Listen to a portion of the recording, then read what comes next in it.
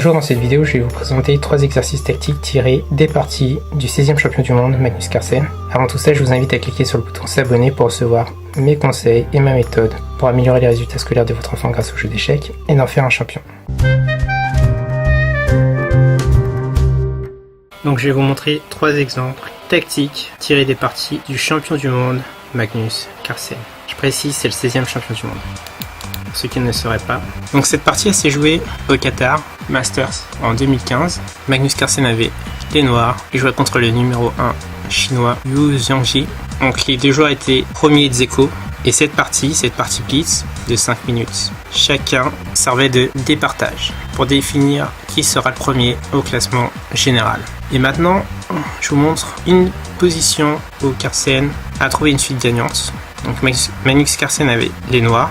Donc vous avez les noirs, vous devez réfléchir. Si vous n'avez pas trouvé, donc là je vais vous aider à évaluer la position. Les blancs ont un fou pour un cavalier, donc c'est égal 3 contre 3 au niveau matériel. Donc Magnus Carlsen a vu une méthode pour gagner une pièce. Donc on avait dit que le cavalier au bord, c'est un cavalier mort. Donc dans cette position il y a des problèmes. Le fou n'est pas protégé. Le cavalier, le fou. Donc les trois sont protégés. Voilà. Pardon. Ok. Bon. Voilà. La dame protège le cavalier à 4 et le fou des 3. Donc la dame, elle fait plusieurs missions. Et ça peut s'avérer être un problème dans la position. Maintenant, c'est au noir de jouer. Ce que Magnus Carlsen a joué, donc là je vais vous donner la solution. Si vous n'avez pas trouvé, malgré mes indices, c'est cavalier D3. Donc là j'ai gagné un fou, donc une pièce. Les blancs, qu'est-ce qu'ils vont faire? Là, ils vont reprendre pour pas perdre la pièce. Et les noirs vont jouer tour E4 qui attaque le cavalier et le fou. Donc les noirs vont gagner une pièce. Donc avec cette combinaison, Magnus Carlsen a gagné une pièce et quelques coups plus tard, Yu Zhangji a abandonné. Donc, je vais vous montrer notre position de Magnus Carlsen. On enregistre. Donc Magnus Carlsen jouait contre un joueur. Donc là c'était une simultanée. Donc ça veut dire que Magnus Carlsen jouait plusieurs parties en même temps contre des amateurs qui se sont qualifiés grâce à son application. Carlsen a joué cette partie qui était très intéressante. Son adversaire a joué fou G4, ce qui était une grosse erreur. Maintenant, vous êtes à la place du 16e champion du monde, Magnus Carlsen, vous devez trouver la suite de coups ou le meilleur coup pour les blancs. Ce qui n'est pas très compliqué si on observe bien la position. Donc dans cette position, donc là je vais vous donner un indice et ensuite je vais vous donner la réponse. Donc si vous ne voulez pas écouter l'indice ni la réponse, mettez sur pause, essayez de trouver par vous-même. Donc toutes les pièces blanches sont protégées, les pions noirs sont protégés sauf le pion B7. Est-ce qu'on peut attaquer le pion B7? Oui, par dame B3, mais c'est pas très satisfaisant. Par contre, le cavalier G4 est protégé une fois. Le fou G4, pardon, est protégé une fois par le cavalier et attaqué 2 fois par le fou et la dame. Donc on va essayer d'exploiter ça, surtout que là on le peut. Donc là vous avez l'indice, maintenant vous devez jouer le coup des blancs. Donc Magnus Carlsen a joué fou G4, qui gagne une pièce. Les noirs, pour pas perdre cette pièce, ont joué cavalier G4.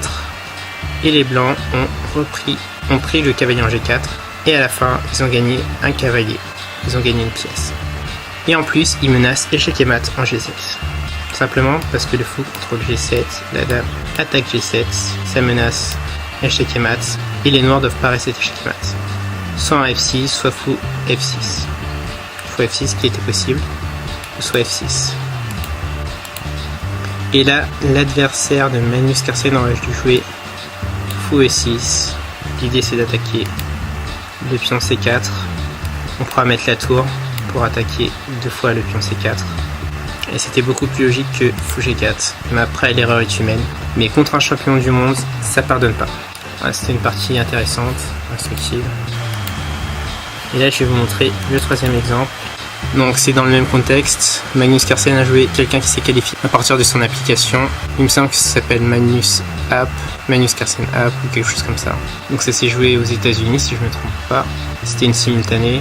Magnus Carlsen avait les blancs, son adversaire a joué cavalier H6, qui est un mauvais coup. Donc Magnus Carlsen a sanctionné. Donc, je vous donne un indice. En fait, dans cette position, il y a 3 pièces qui peuvent attaquer. Les 2 cavaliers, la dame, et la pièce qui défend, c'est le cavalier H6. La tour, la dame, le fou et le tour ne font rien. Donc l'idée, c'est d'utiliser ces 3 pièces pour attaquer le roi noir. Et dans cette position, Magnus Carlsen décide d'ouvrir la position du roi noir. Donc ça veut dire faire entrer ses pièces dans le camp des noirs et il joue cavalier F6. Ça attaque la dame et le roi. Le seul coup pour les noirs, c'est de prendre. Sinon ils perdent la dame. Si le roi bouge, je prends H8 par exemple. Je prends la dame. J'ai une dame pour une tour. Je suis content. Sachant qu'au jeu d'échecs, la dame est la pièce la plus puissante. Mais n'oubliez pas, le roi c'est la pièce la plus importante. En gros, ça voudrait dire que les femmes sont plus fortes, mais que les hommes sont plus importants. Donc cavalier F6, c'est ce qu'a joué Magnus Carlsen. Donc son adversaire a repris, ça c'est logique, faut pas perdre la dame. Et là Magnus Carlsen reprend le cavalier. Donc au niveau du matériel c'est égal. La menace c'est pion prend, et l'idée c'est de donner échec et mat en G7. C'est pion prend F6 pour donner échec et mat en G7. Donc forcément les noirs reprennent le pion en E5. Et là Magnus Carlsen joue cavalier G5. L'idée de ce coup c'est dame H7 qui donne échec et mat. Donc si les blancs pouvaient rejouer encore, ils joueraient dame H7 et ça donne échec et mat. Malheureusement, quoi que les noirs jouent, il y aura échec et mat en H7. Donc si le roi va en H8, dame H7, échec et mat. Si la dame va en E7, dame H7, échec et mat. Ce qui aurait été bien, c'est que la tour F8 soit pas là. Et dans ce cas-là, il n'y aura pas échec et mat. Parce que si la dame F8 était en B8, j'aurais joué dame H7 et le roi aurait pu aller en F8. Mais là, le roi peut pas aller en F8 à cause de sa tour.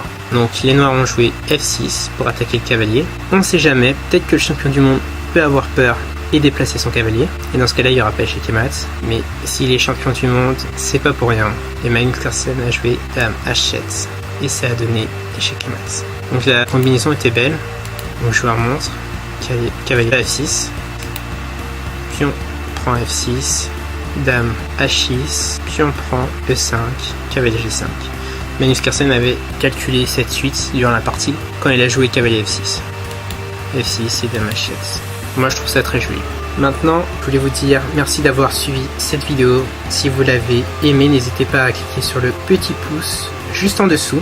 Merci par avance, ça me permettra d'avoir votre retour. N'hésitez pas à la partager à d'autres parents qui souhaiteraient améliorer les résultats scolaires de leur enfant avec le jeu d'échecs. Et juste avant de vous laisser, je vous invite à télécharger une vidéo privée où j'explique comment faire de votre enfant un génie du jeu d'échecs en 15 minutes par jour. Ça vous permettra de savoir quoi faire pour entraîner votre enfant au jeu d'échecs et l'aidera à développer ses aptitudes pour améliorer ses résultats scolaires. Pour recevoir votre vidéo bonus, il suffira juste d'indiquer votre prénom et votre mail. À bientôt.